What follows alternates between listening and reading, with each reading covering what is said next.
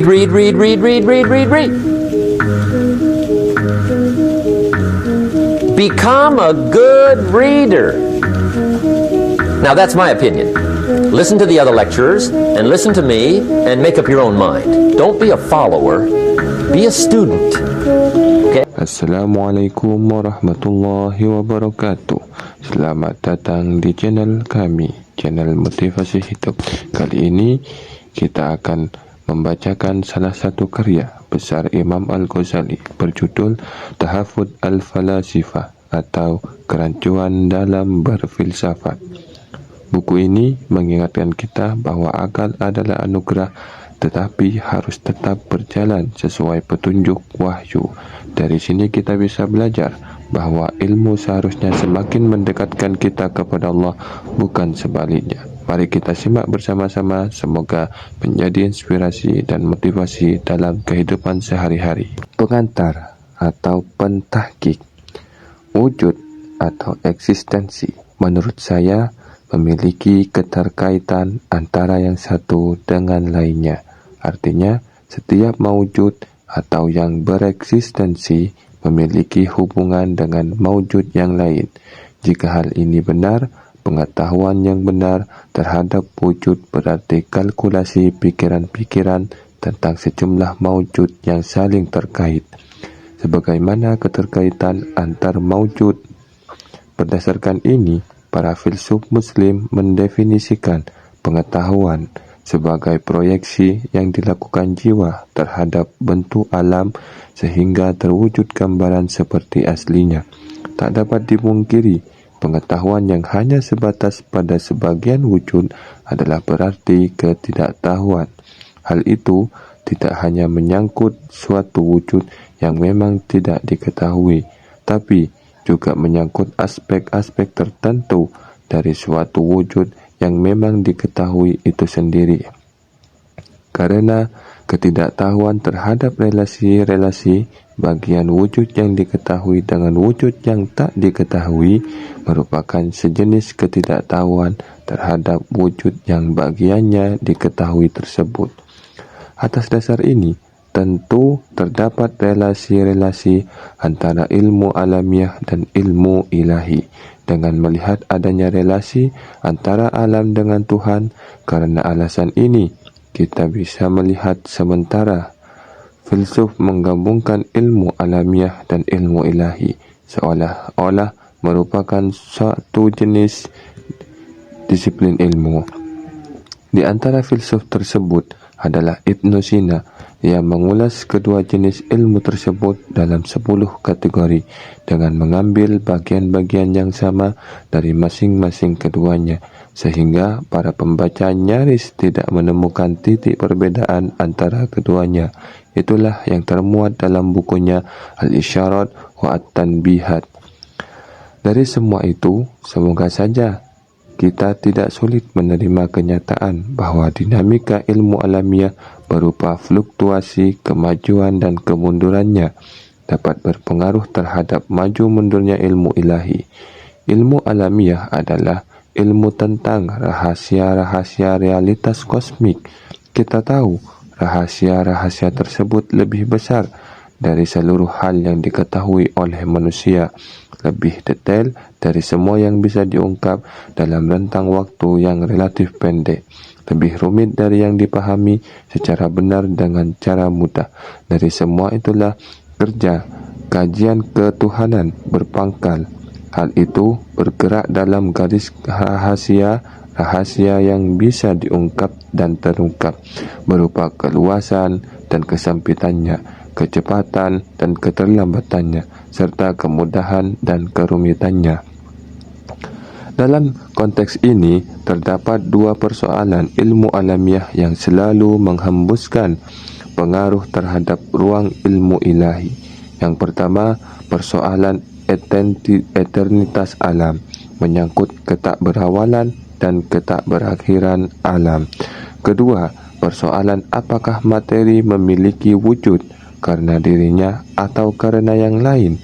Dua persoalan alamiah ini terkait dengan persoalan-persoalan yang bernaung di bawah payung ilmu ilahi, antara lain persoalan jangkauan otoritas Tuhan dan batas-batas kehendaknya, interpretasi neraka dan surga, serta pahala dan siksa yang merupakan problem eskatologis.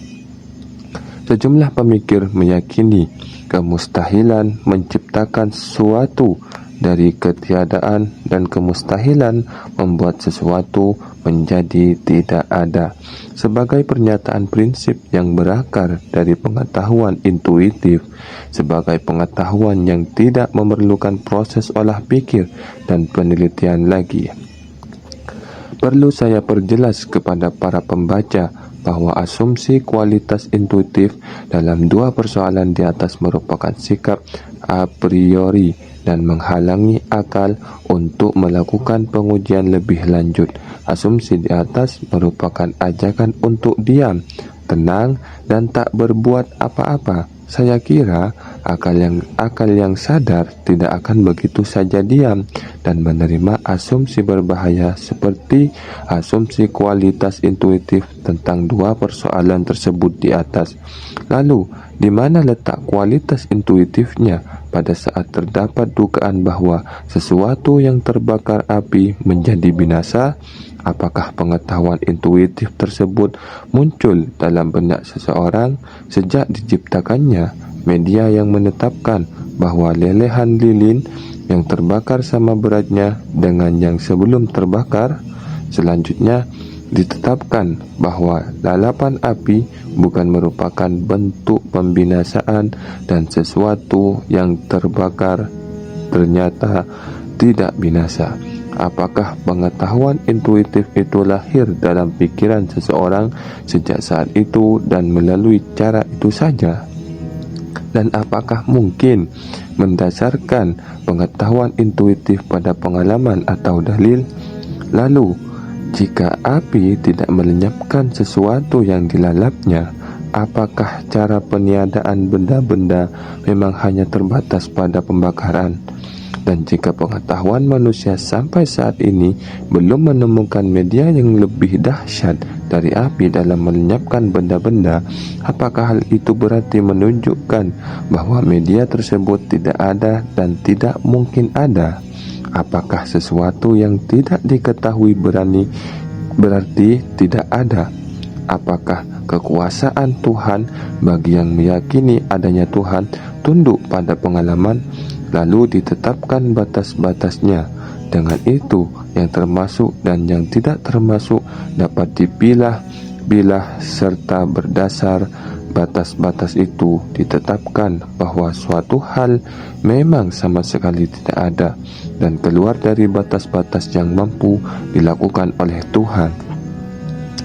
Kemudian, jika dengan berdasar pengalaman dan eksperimentasi kita menegaskan bahwa apa yang kita duga sebagai pelenyapan dan pembinasaan tak lain hanyalah penguraian dan pemecah-pecahan, lalu dengan apa kita akan menegaskan bahwa pengadaan dalam kurung membuat sesuatu menjadi ada, tutup kurung, bukan penciptaan dari ketiadaan, melainkan rekayasa perubahan dari suatu kondisi ke kondisi yang lain? Apakah kita akan menganalogikan pengadaan dari ketiadaan dengan peniadaan yang ada dalam kurung maujud, lalu mengatakan setelah yang kedua meniadakan yang ada merupakan sesuatu yang mustahil berdasar pada pengalaman empiris, maka yang pertama mengadakan sesuatu dari ketiadaan juga merupakan hal yang mustahil karena keduanya adalah serupa. Maka ketidakmampuan mewujudkan sesuatu berarti juga ketakberdayaan mewujudkan sesuatu yang sejenis. Atau kita menetapkan pengadaan dari ketiadaan berdasar pengalaman empiris seperti peniadaan yang ada, sehingga jelas bahwa kita tidak bisa melakukan yang pertama sebagaimana juga yang kedua. Jika memilih yang pertama, seolah persoalannya berpijak pada analogi. Apakah yang dianalogikan dan analognya sama persis?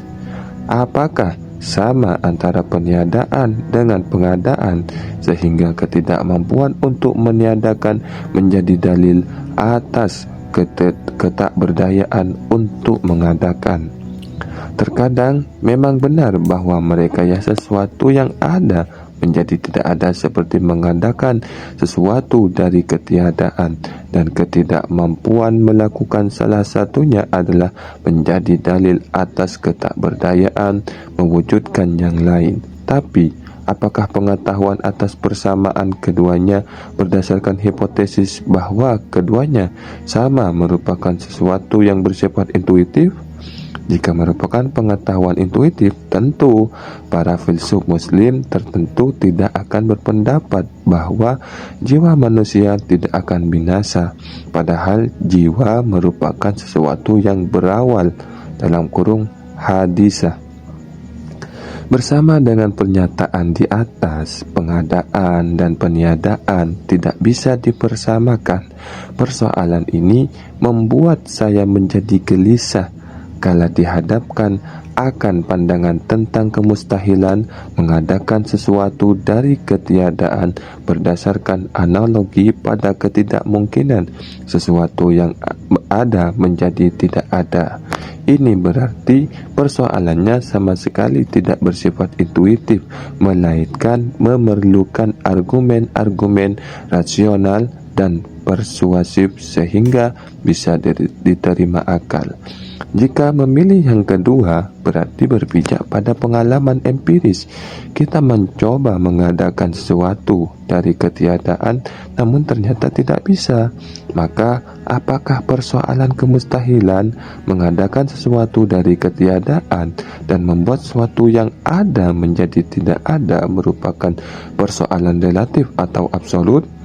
Artinya, apakah persoalan kemustahilan mengadakan sesuatu dari ketiadaan dan membuat sesuatu yang ada menjadi tidak ada merupakan ketidakmungkinan pada esensinya sendiri, atau ketidakmungkinan dalam konteks kemampuan manusiawi saja?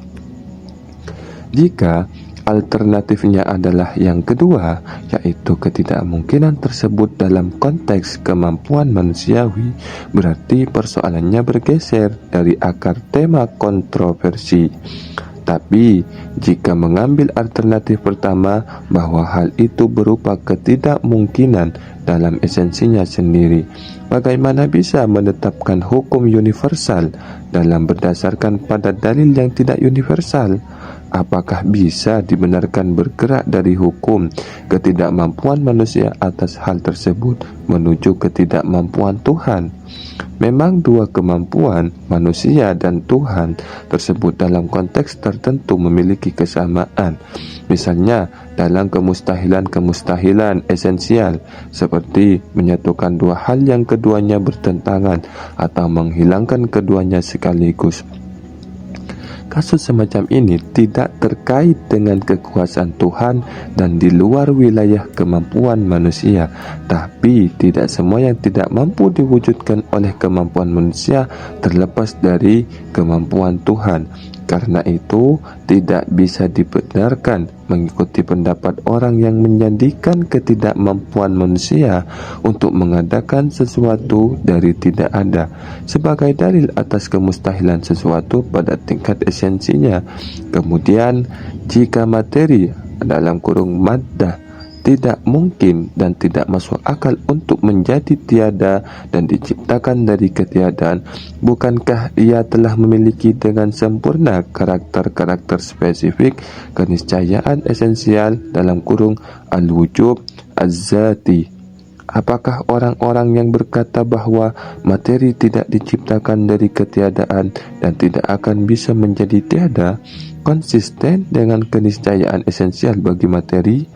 Apakah mungkin menggabungkan postulat materi tidak diciptakan dari ketiadaan dan tidak bisa menjadi tiada dengan postulat materi pada esensinya adalah sesuatu yang mungkin tidak bisa diadakan kecuali ada sebab-sebab dari keberadaannya, dan tidak bisa tiada kecuali ada sebab-sebab yang bisa membuatnya tiada? Jika postulat materi tidak bisa diadakan dari ketiadaan dan tidak bisa menjadi tiada, meniscayakan adanya teori keniscayaan eksistensi materi secara esensial. Kemudian, jika materi tidak bisa diciptakan dari ketiadaan, apa yang bisa memberikan karakter spesifik terhadap materi dengan massa dan volume yang membentuknya? Dimensi-dimensi itu memiliki batas akhir, maka kesimpulannya seperti digariskan para filsuf, materi memiliki massa dan volume terbatas. Apa yang membuatnya memiliki massa dan volume terbatas? Apakah Allah yang menjadikannya? Dan bagaimana? Atau materi sendiri yang menjadikan dirinya dengan volume dan massa tertentu tersebut? Bagaimana materi menjadikan dirinya demikian? Dan apakah orang yang menyatakan bahwa materi tidak bisa diciptakan dari ketiadaan dan tidak bisa ditiadakan tetap konsisten dengan hal tersebut di atas? Sebenarnya, sementara orang yang berpendapat demikian adalah orang yang meyakini adanya Tuhan yang beraktivitas dalam jagat raya. Mampukah mereka kompromikan antara keimanannya pada Tuhan dan pernyataannya bahwa materi menjadikan dirinya sendiri dengan volume dan massa tertentu? Semua itu membuat saya berkesimpulan bahwa asumsi kebenaran intuitif, kemustahilan menciptakan sesuatu dari ketiadaan dan kemustahilan meniadakan sesuatu yang ada adalah simplifikasi atas dua persoalan tersebut, serta manipulasi agar akal malas membuktikan dengan serius untuk bisa menyingkap hakikat yang sebenarnya. Ini pula yang membuat saya berpendapat bahwa jika para ahli matematika yang hidup dengan rasionalitas Einstein perlu akomodatif terhadap kajian-kajian ilmu alam yang empiris, maka para ahli ilmu alam juga perlu akomodatif terhadap kajian-kajian metafisika. Dari pandangan Al-Ghazali yang berasal dari Galen terhadap elaborasi atas keseluruhan kebutuhan sikap akomodatif tersebut, Galen bersama orang-orang yang sealiran berpandangan bahwa alam bersifat kekal. Alasannya, sesungguhnya kerusakan alam terjadi dengan perubahannya dari satu kondisi ke kondisi yang lain dan dengan perpindahannya dari satu perihal ke perihal yang lain. Tapi kita melihat matahari tidak mengalami perubahan sejak ribuan tahun yang silam, tidak semakin redup dan tidak mengecil. Ini berarti bahwa dia tidak akan binasa, karena jika matahari memang dalam proses menuju kehancuran, dia pasti akan menampakkan keredupan dan semakin kehabisan energi dalam perjalanannya selama ribuan tahun. Ternyata matahari tidak semakin redup dan kehabisan energi dalam rentang waktu yang panjang, maka kenyataan tersebut hanya memiliki satu interpretasi. Matahari akan tetap ada dan tidak akan binasa, abadi dan tidak akan lenyap. Demikianlah pandangan Galen tentang teori eternitas alam. Galen mendasarkan teorinya bahwa matahari tidak makin redup dalam rentang waktu yang amat panjang melalui pengamatan langsung dengan menggunakan teropong yang dikenal pada masanya. Namun Al-Ghazali tidak menggunakan itu dan tidak mendasarkan pandangannya atas pengetahuan-pengetahuan dari ilmu alam, melainkan membangun pandangannya atas dasar rasionalitas logika Einstein.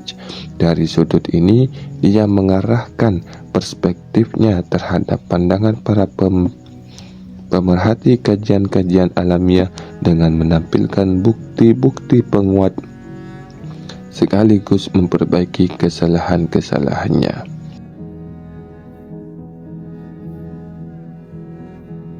Al-Ghazali menyatakan terdapat kontradiksi pada beberapa sisi dalam pandangan tersebut. Pertama, bunyi dalil tersebut adalah jika matahari akan mengalami kerusakan, maka ia harus makin redup. Namun, konsekuensinya, ungkapan kedua adalah sesuatu yang absurd. atau muhal. Karena itu, ungkapan premis pertama juga absurd. Model analogi seperti ini disebut dengan kias syarti muttasil, silogisme hipotetik langsung oleh para filsuf. Dengan demikian, kesimpulannya dipastikan menjadi tidak benar karena premisnya tidak benar selama tidak didukung oleh syarat lain. Pernyataan jika matahari akan mengalami kerusakan, maka cahayanya harus semakin redup merupakan pernyataan di mana konsekuen yang kedua tidak bisa meniscayakan kalimat pertama dalam kurung premis kecuali ditambah dengan syarat lain, yaitu jika matahari akan mengalami kerusakan dengan cara meredup, maka cahayanya harus semakin redup dalam rentang waktu panjang yang dijalaninya. Atau dengan memberikan penjelasan bahwa tidak ada bentuk kerusakan kecuali dengan cara semakin meredup, sehingga dengan demikian pernyataan kedua dapat memberikan keniscayaan terhadap pernyataan pertama. Tapi kita tidak bisa menerima pernyataan bahwa sesuatu tidak akan rusak kecuali melalui proses semakin layu, redup, dan semakin tidak segar, karena proses semacam itu hanya merupakan salah satu bentuk proses rusaknya sesuatu. Tidak sedikit sesuatu yang tiba-tiba rusak ketika telah mencapai klimaks kesempurnaannya. Kedua, mengapa hal itu bisa diterima bahwa tidak ada kerusakan kecuali melalui proses meredup dan semakin layu? Dari mana diketahui bahwa matahari tidak mengalami proses seperti itu? Menjadikan teropong sebagai dasar adalah sesuatu yang absurd karena kadar matahari tidak bisa diketahui kecuali dengan mendekatinya. Padahal dikatakan bahwa ukurannya kurang lebih 170 kali ukuran bumi. Kalau saja matahari semakin mengecil dan berkurang sebesar gunung, tentu tidak akan terdeteksi oleh indera.